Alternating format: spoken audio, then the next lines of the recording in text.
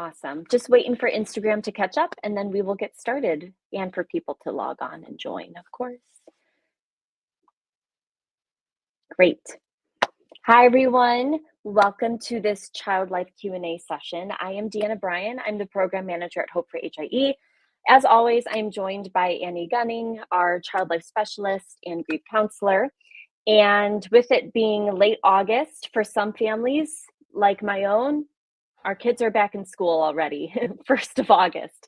And for others, depending on you live, that is happening very soon. And getting ready for the school year can be exciting, but it can also be extremely overwhelming, especially with children with medical needs or unique learning challenges. There can always be a little added extra oomph that you need to prepare for. And those transitions can feel really big and really scary for some, whether it's a new school or even a new class or new teacher, new friends, the whole thing. So Annie's here with us to kind of share strategies and tips and guidance to help as parents and caregivers, help our kids feel a little bit more confident and supported and prepared for those back to school transitions. So if you're here and you are joining us, say hi and send us a comment. Let us know from where you're listening, and also just send us questions and we will, if we have any that aren't answered, we will make sure to answer those at the end. But in the meantime, Annie, welcome and introduce yourself and say who you are and what you do for Hope for HIE. Yes, absolutely. I'm so glad to be here again, doing one of our child life Q&As. I feel like a broken record saying my role. Deanna and I were just talking about this, but for those who don't know, I am a child life specialist and a grief counselor. So child life specialists, we typically work in hospital settings. That's where we've been historically, but now a lot of times child life specialists work with nonprofit organizations. They work in schools, private practice, just different areas in the community. And we provide support to families during stressful situations, life situations and challenges. So typically that revolves around something medical, a new diagnosis or injury, whether that be an acute or chronic illness, hospitalizations, and then all the things that come along with that. So our job is really to help make sure the children and the families understand what's going on. We help guide them in advocating for themselves, and we provide the coping support. So we want kids just to feel supported and educated and being able to make those positive coping choices when they're experiencing those really stressful things, to decrease any kind of trauma and increase positive coping skills. Yeah. So Annie is really easy to reach and access. I mean, if you visit hie.support, you will get connected to her by clicking on the Child Life Specialist portion. So if there's something that you need one-on-one help, whole family support, and something that a situation that needs to be curated specifically to you and your family, she can help with that. But for now, we are going to focus on back to school transitions. And the first question we have is, as parents probably may know the answer to, but what are some of the common challenges that maybe we see when children, especially children with HIE, may face when transitioning to a new school year, to a new classroom, and just after a long hiatus, after a long break, how do we go back? Yeah, we're all getting used to the new schedule, and that comes with challenges. This is one of those challenging things. Transitions are typically harder for kids, and it takes some practice and some preparation for that. So a lot of kids, they just maybe get a little bit nervous, or they might feel some of that stress when they're meeting new peers, new teachers, because they got to learn like the new way of things in that classroom, right? So those things can be hard. So helping them make friends, advocating for themselves, that's what we want to help them do, because those are challenging when you have to meet a new group of people, especially if you have issues with any type of self-esteem or self-confidence. Like those come into play as well. So we want to help the kids really focus on their strengths, give them ideas of things that how they can interact with their peers, like whether it's special interest or things you enjoy, help them with those conversations. And then meeting the new teacher is always a little bit exciting and fun, but also can be a little bit scary. So we want to support them in that. And then helping kids and talking to them about how they advocate for themselves. At a very young age, we can start this. So that way, by the time they're older, they're very good at it. So having them talk about what they need, giving them the words, but then asking them to do it. can be really helpful. Just beginning to give them those words. So one of the other challenging things is that new environment and new routine. Like we've all been, in the summer mode, and sometimes that's really relaxed. Some people are in a very scheduled summer mode, but if not, there's a lot they're adjusting to. That sensory input. There are accommodation plans, just physically navigating the room and making sure all their needs are met. Those are all big challenges and big changes that we need to help get kids focus on and help them through. And then making sure that the teachers and the school administration, counselors, whoever, their understanding of the child's needs. So what are their medical needs? What are their physical needs and emotional needs? Their challenges, their strengths, their learning styles, and communicating all of that with the staff so that they know ahead of time, this is my kid, like this is what my kid needs. This is how my kid thrives. And helping the school to understand that is only going to benefit your child. So those are some of like the big, I feel like the big issues, when you're going into the new school year. Yeah. And when you're from a 30,000 foot view, maybe that just seems like a checklist of things to handle. But when you're in it, I mean, even school preparation, as we're going to talk about in a couple of minutes, that's big. And I think it's okay to recognize that that's hard and it may be tedious. And but that's why I think you're going to have so many great strategies to kind of help maybe alleviate some of that. Changes are hard and transitions are hard for kids. Oh yeah, and for adults too. Yeah, true. I mean, so that's a great segue because now we can talk about some of those tools and strategies. So how can families help their children ease into that return to school after a long break or just extended time at home? Yeah, I think one of the best things we can do is we talk to them about the school ahead of time, right? What is your day going to be like? What's your schedule? What are your classes going to be like? Or like even and I guess I say classes for older kids, like if they are switching classes and moving around. But just what does the day entail? When are the breaks? When do they eat lunch? When do they go outside? Do they have rest time? Just knowing that school schedule ahead of time and going over that with them, that just helps prepare them so they know a little bit about what to expect. There's going to be a little bit of shifting and changing and some flexibility. Once the school year gets going, everybody knows it changes a little bit, but talking to them about that ahead of time is going to be really helpful. And reading books about school, they can just be fun books. We're just kind of getting the mindset, excuse me, getting the mindset about school. So it doesn't have to be like anything, specific to your child. We can just talk about school. I love calendars, using calendars and social stories. So any type of visual for a kid is going to be really helpful. So even if you have that morning calendar of like, get dressed and brush your teeth, eat breakfast, leave for school. And then, they have their school day. And then after school, they have practice or grandma picks them up or whatever their after school thing is. And then dinner and then bedtime. Like visual calendars are really helpful. You can make those simply on your own. Mighty and Bright, I have some of their calendars and they're great because they come with it. Calendar and stickers and they're removable and you can do lots of different things, but you really can just make your own or buy something at the store or Amazon, something like that.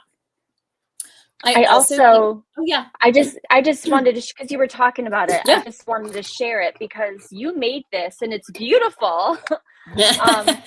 And we're going to have it available on our key takeaway blog as a Canva template. So you just have a free account and you click on the link and you can customize this, to your family. But that's essentially what a social story is. You said it's just like a visual calendar of what's going to happen. So if that's something that's interesting to you and you think your kid would benefit from that visual, just wait a day or two and we'll have that link for you on our blog. Yeah, and I left a couple of spaces where you can put in your own pictures, and you really can put in your own pictures on any of those images. Some of them I already plugged in, but they're very simple. There's not a lot of words to them. It's just like, this is what we're doing. And then there's a sentence to describe it. And that's it. And that's really one of the great benefits of the social store. It's a quick, almost like a quick book, but it's personal. So you can add their own pictures. If your child has any separation anxiety, which my children both had a ton of, but if your child has a lot of separation anxiety, practicing like brief moments of separation that can help them get used to the new school year, knowing that you're coming back. I'm coming back in 1 hour. I'm coming back after this show. I'm coming back after lunch. And then you come back after lunch. That's the same thing as I'm coming back after school. So just it kind of helps prepare them and gets that in that mindset that we'll be separated, but then we're going to be back together if that's a difficult thing for your child. And then highlighting, of course, what you can look forward to. School's going to be fun. You get to make new friends. You're going to get to play some games. You get to do different classes and learn different things. So highlighting whatever could be fun for your child is going to be a benefit. Yeah. And then, as we've talked about before, when it comes to facing unknowns, fear of the unknowns, routine and practice really do make a lot of difference. So my question is, go back to the page, what routines and prep activities are helpful for getting ready? I flipped it too soon. Yeah, no. Well, and as a child life specialist, preparation is key, right? Like we prepare kids for like procedures, tests. So we prepare them for changes, for transitions and things like that. That is a huge part of what we do and huge proponent of it and really helps kids. So before school, and again, I know some schools have already started. So if you're still waiting, but this can be with any transition, anything new, drive by the school, walk the hallways, go visit the playground, anything that you can do ahead of time that gets them a little bit familiar with it. So then the first time they're seeing it isn't on the first day of school. So any of those things, and you can talk to the school and let them know, hey, I think this would really make my child do the best at school. Is there a time we can do that? In most schools, I feel like will let you come and do that, even if there's I'm sure there are a lot of schools, most of them do like a meet the teacher day ahead of time. But if they don't, just call them and ask them. So going along with that, meeting the teacher, the counselor, the school nurse, any of people that will be involved with your child at school, I recommend talking to them ahead of time, letting your child meet them ahead of time, just so they know this is a person you can go to. If the nurse is going to be involved in doing any kind of medication, feedings, anything like that, meet ahead of time so that they know who that person is. Then when they see that person, they know what's going to happen. Looking at pictures of the school, walking through the daily routine, that all goes along with when you go and visit the school. Just let's see what we're going to do each day. We're going to go in the classroom. Oh, then there's the cafeteria. Then we go outside. Then we go to the music room. Let them just kind of check those things out and talk about it. They'll naturally kind of ask questions and be curious about some things. And if after 15 minutes they're done, that's fine. Like we don't want to push them. We don't want to make this a scary thing. This is supposed to be a preparation thing. Right. And then for younger kids, you want to keep that preparation visit closer to the day of school. With older kids, you can keep it a week out, even 2 weeks out. But the younger they are, the closer it is to that first day. And then repetition and visual and familiar visuals. So those books, read those books, go through those social stories, those kinds of things, especially for the younger kids or kids that just need repetition. It's going to spark new questions each time. Yeah. You just mentioned books. We have book titles for back to school as well that are going to, again, be available on the Key Takeaway blog.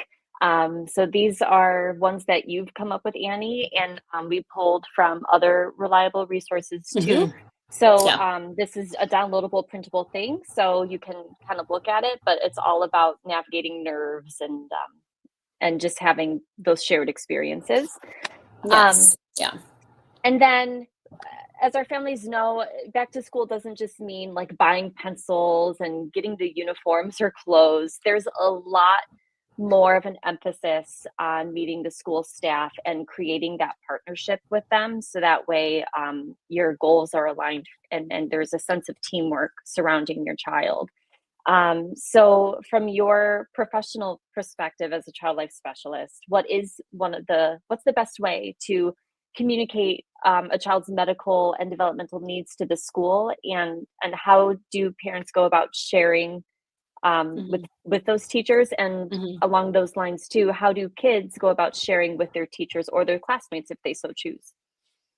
Yeah. And I think obviously it's very important for the staff, the school to know about any type of medical issues, right? They need to know, plus you have to fill out all the paperwork for medication and stuff. So they need to know all those things to take the best care of your child. And your child in their care for, 7 Mhm. hours, 6 hours, 8 hours. Like, they're going to be with them Mhm. for a while. So just making sure that any type of diagnosis of any kind that's going to affect their learning, their emotions, or safety, everything is shared. So that can include triggers, like what is going to trigger, maybe it could be a seizure, or what might trigger an emotional response. Are there certain sensory triggers that are happening, or like warning signs, like if your kid is going to have a seizure, maybe XYZ happens before that they need to know about those warning signs, and then Mhm. come up with those emergency plans.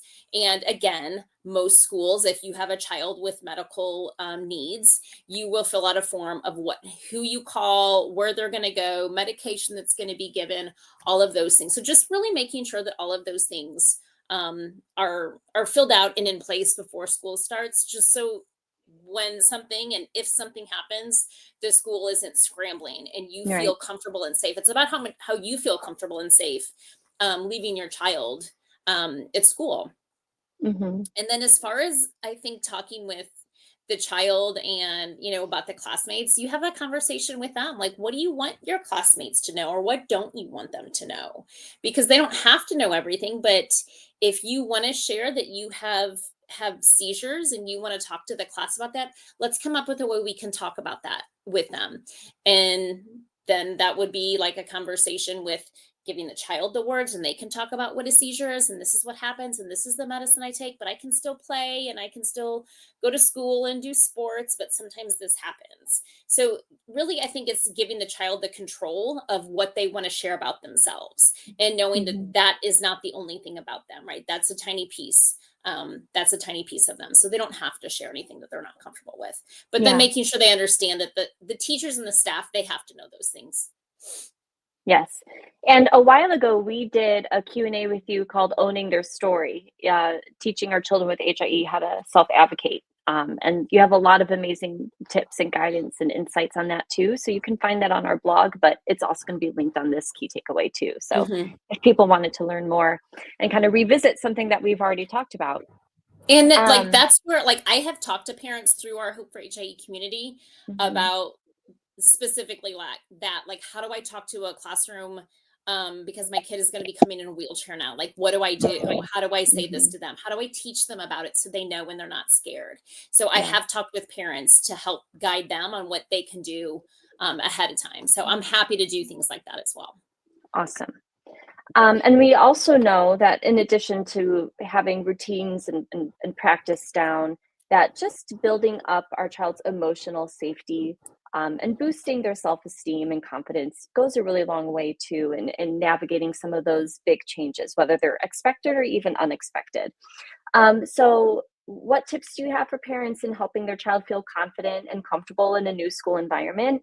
Or even strategies to kind of support social connection to help them reduce some anxiety? Yeah, if there's anything your school, like trying to make friends or meet people beforehand, can be a great tool and a great resource. And I know at my kids' school, when they were younger, it was mostly elementary school, but they had a buddy program. So it wasn't necessarily that you were a new kindergartner coming in, but just a new child coming into the Mm, school. You were paired up with another family. And so then you would get contact information. You could meet up beforehand. You could kind of plan your own individual things to meet up. And hey, other families, let's all meet up together.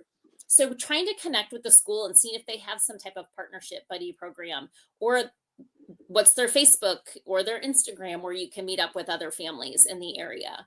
So mhm, that can be a great way to connect. I feel like I see it all the time, like, hey, we just moved to this area. My kid's going to be in fifth grade and sixth grade. Like, any families around our age that are interested in whatever sports. mhm. So I think social media really can be helpful with that. And especially if you do the school social media, it's going to be another family that is either near you location wise, or is going to be near your child during the day. And then if the school and has anything like beforehand, like popsicles on the playground, or any kind of meet and greet for any new Mhm, families, or just for the start of the new school year. And maybe if they don't, maybe recommend it. Be like, hey, this is mhm, a really hard time. Can we meet on the playground for an hour? And can you send out something on your social media posts. So I think any way you can just kind of help kids meet beforehand, again, so then they just have that familiar face, can Mhm. be really helpful. And even if a school doesn't have a program that's pre-existing, any school counselor would Yeah. be able to identify some good buddies and some good peer systems and help facilitate that too. So it doesn't have to be this whole-blown program. Yeah. School staff can help too. Yeah. Absolutely not. And I think even like a PTO or something, like a parent Mhm. group can be, so there's lots, yeah, I agree. I think there's lots of Yeah. different contacts that we Yeah. can reach out to at school. And so Yeah. I don't know, like when you are talking about building up their emotional safety and understanding, like you mentioned, Mhm. talk to them before, like emphasize their strengths and celebrate their Yeah. differences. Hey, none of us are alike. So if that is something your child you feel like has started to focus on or noticed, or um, you maybe have noticed their self-esteem change, like nobody's the same. And what a boring world that would be if we all were the same, True. So I really do think identifying that, like I talk with kids about this all the time, that nobody's the same. And what are you Mhm. interested in? Well, let's find some other kids that are interested in the same thing, whether it's gaming or Legos or a sport or music, crafts. Like some schools offer maybe an after school, like cooking program or art program, just anything. And I also think it's important to note that I get lots of questions from our Hope for HIE community about engaging their children in different types of play. They might share with me that their child is total care dependent. And so they don't really play how they thought they would. And so, how can we get them to play? But I Mhm. think if you have your child enrolled in some type of an after school program, like a cooking thing or something, they're still playing in their own way. Like they're still smelling things. They're still watching what other kids are doing. They're still listening to all the different voices and hearing people talking. So they're interacting and they're playing, but it maybe is different than what you thought it was going to be. So Yeah. even though they can't sit there maybe and hold a spoon and mix a bowl, but they're watching everybody else do that and they're hearing the sounds and they're smelling. So they're still engaging. So I think that Yeah. is still important. Yeah. And um, in terms of just self-esteem and confidence, I mean, it's easier said than done, right? For sure. But right, Always. right. The negative self-talk is always there, but what are some things that we could do as parents and caregivers to help our sometimes they don't want to hear it from their parents either. They'd rather hear it from Right. anyone else. Yeah. But Absolutely. regardless, what can we do and what can we say to kind of help with that? Well, I think that's an important point, actually. Like, yeah, especially older kids, like, it doesn't, you're my mom. You have to say You're stuff like supposed that, to say right? that. Yeah. Right? That's what like older kids say. Mhm. Fine.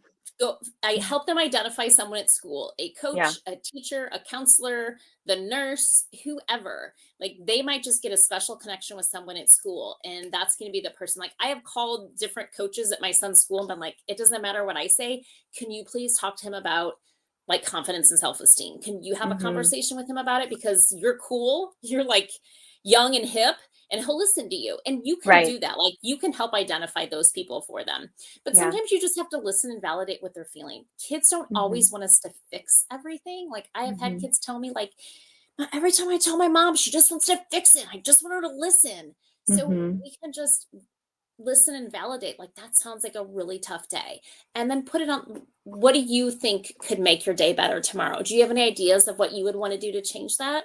Do you Yeah. want me to help you come up with ideas, so that way we're not Mm. solving it for them, we're not fixing it, but we're going to work as a team to come up with a Mhm. plan to help your day maybe be better tomorrow, or Mhm. help increase that self-esteem and that confidence. And Awesome. celebrating all wins, like any win is a win, small or big, any win is a win. And pointing those things out and maybe focusing on those things instead of the other things that didn't happen.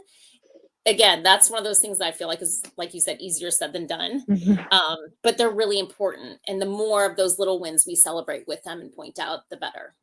Yeah. Yeah.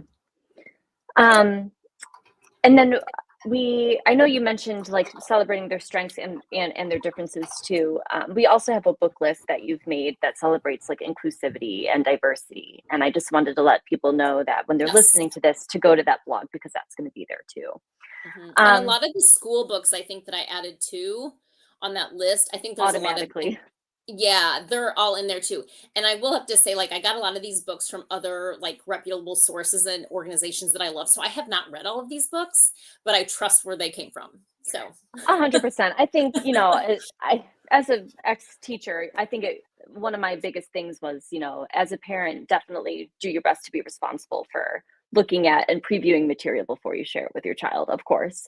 But I agree that even in making the book list, I looked at some of them and they're so, a lot of them are for right. younger kids too, and Yeah, that's all good. yes, they are. A But lot of them are definitely I mean, that's just where most of them fall is that elementary yeah, age, those books, yeah, but if anybody yeah, needs a specific age group, just let me know and I'm happy for to sure. look around. Yeah. For sure. And then this is an expected transition, maybe not a well received or, one people don't look forward to, but we know that school is always coming. But even though we know school is coming, those expected transitions can still stir up a lot of emotions, like and big changes. And as you said, that brings excitement and worry. So I think a big part of navigating this transition is making sure fostering a culture or community at home where they feel safe to express themselves and talk about what's going on. So our next question is really all about what are some ways to help support some of that emotional expression at home. Yeah. You're absolutely right. We gotta continue to support that at home because at home is where they feel safe and where they're Yeah. going to let all those feelings out. They're holding it together all day. Like we've all seen this. Your Mhm. kids, no, everybody's like, your kid's so good at school. And then they come home and have like giant Fall meltdowns. apart, fall Yeah. apart. Because they've held it together all Yeah, day long and they know yeah, home is, and I've talked about this before, home is their safe place to yeah. like, let it out, right? So Hmm. we want to encourage that. We also want to encourage it in a healthy and safe way. Like Hmm. we don't want complete explosions. So just kind of checking in with them, like, hey, before school starting soon, what are some things you want to know about your teacher or things you're going to be doing this year?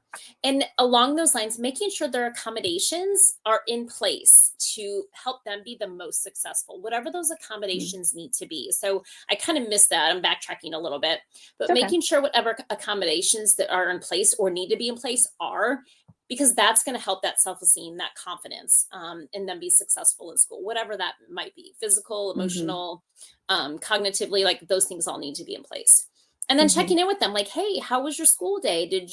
What did you do today that was your favorite part? What was the hardest part of your day? So you are checking in on both of those, kind of like the rose thorn activity, like the best part of your day, the hardest part of your Hmm. day, what's it going to be like tomorrow, and keeping those questions open ended. So not Hmm. asking how was school? Fine. Like that's what we all get, right?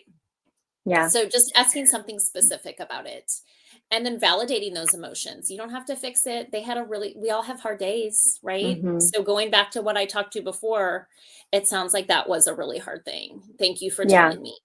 Is there Hmm. anything you want to do or change to fix it? Or not to fix it, but to change what happens tomorrow, and Yeah. just keeping it, the conversation going. And then always offering those outlets for expression, whether that be art or Hmm. just sensory with Play Doh, dressing, Legos, building, being creative, Hmm. outside movements, like all of those things. We don't always have to be talking to show feeling expression. That can be done through all of these playthings. We're also getting expression out, feelings out, processing. So a lot of kids, they might not sit there and talk to you about how they're feeling, right? But they'll play Hmm. through it. So just having those things available. Absolutely. And how do these responses or how do these approaches to kind of help creating that safe emotional expression at home, how does that differ by age or developmental stage? Because I know it's going to be different across the range. For sure. Like, we have our toddler, preschool age. They're the Hmm. ones who, I mean, really, it can be any age. I've seen teenagers come home and do it too, but the toddlers are going to come home and like just lose it, maybe temper tantrum, and they're Yeah. tired. And because they can't express and they can identify their feelings, so therefore they can't express it the right way, and that's just what Yeah. they do. So Yeah. you might see more frustration at home. You might see being more whiny and irritable, changes in sleeping patterns, being more clingy, maybe showing a little bit of regression during this transition time. Transitions are hard. And then preschoolers, because they're of the developmental stage they're in, they might be trying to exert a little bit more bossiness. They might try to see what they're allowed to do and kind of testing Hmm. those limits. And then you have a Hmm. little bit older kids that might have those physical complaints of headaches, stomach aches. They might have some emotional outburst, just becoming, maybe they're more tearful or just irritable, moody, withdrawn. And then that extends a little bit more into like your teenagers. They more moodiness, more withdrawn. And again, that's just like this transition time, right? It should Yeah. be very short lived. And if it goes Yeah. on longer, that's when like maybe we need to check in. But those are all really normal responses when we're trying to figure out all the new things. Yeah. And I think expecting those meltdowns and tantrums, I mean, that's just kind of them being their developmental age. Yeah. And then even, I think it helps to kind of expect it too, because then you can mentally prepare yourself Yeah. for modeling proper emotional expression as Right. opposed to doing what I did 2 days ago and yelling because Right. she was yelling, right? So, Yeah. yes, I think just having that in mind and going through that frame of mind can help for sure. Um, Yeah. and And then you can as meet we them know, where they're at, right? Like yeah, if they're like screaming and yelling, maybe you get a pillow and you scream and yell into your pillow and yeah, you're matching their energy. And then you can slowly do something to bring it down together too. Like you hmm, can match what they're doing. But and also like don't try and talk to them or reason with them at that time because that's not going to work. yeah, it's mood, Their system is overloaded yeah, and they can't. They probably want to but they can't and they don't know how. hmm, So it really is just hmm, about helping them self-regulate then at that point too. absolutely.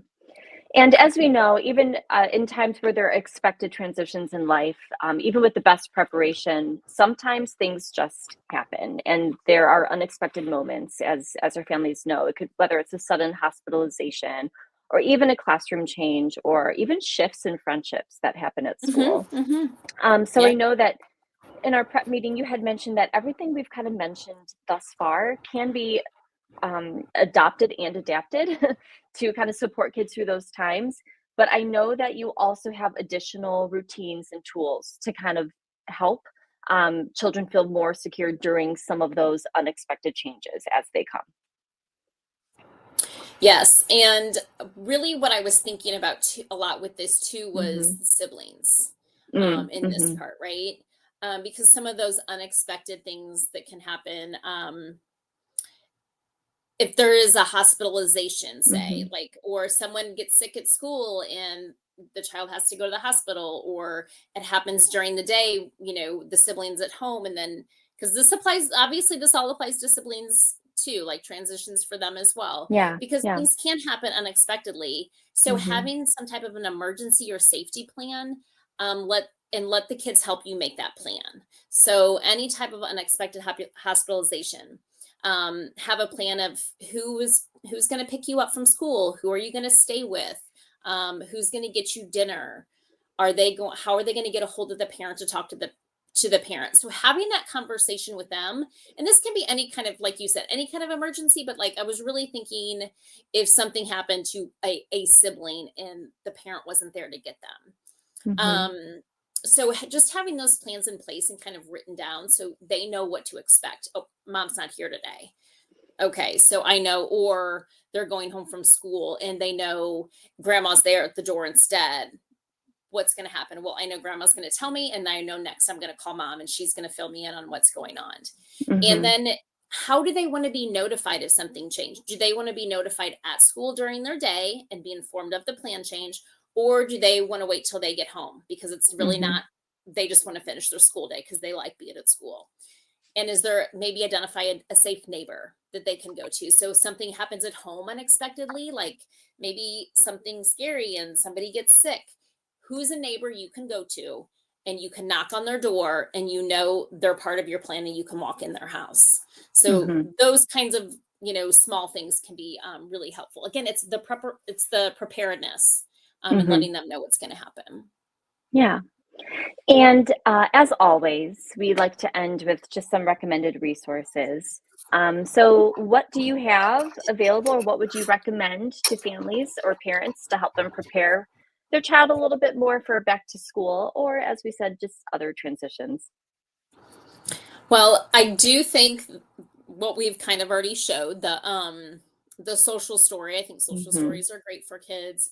We have the huge list of books that we put together. So Hmm. reading those and even reading them during, at the beginning of the school year and during the school year, those can all be helpful. And if I mentioned Mighty and Bright for the school calendars, so if that Hmm. is something, um, they have a ton of different calendars and they're, removable stickers, so it does have things for, I think they have like autism, they have hospitalizations and sickness, and they have regular calendars for two different homes. So if there's parents that live in two different homes, that can Mm, help with, it's all to help with transition. So that's really where the nice. idea first came from, was to help with transitional times and Yeah. lots of changes. So, Yeah. That's wonderful. And then, as always, I know we said it before, but you're available yep, all the to time. reach out all the time. To reach out, Annie G at hopeforhie.org. But all of her information is on hie.support. Or if you go to our website, go to parents, you go to get support or get connected. So that's where you can find Annie for that one on one personalized help. And as always, thank you so much for joining us and for helping us families guide through some of these moments.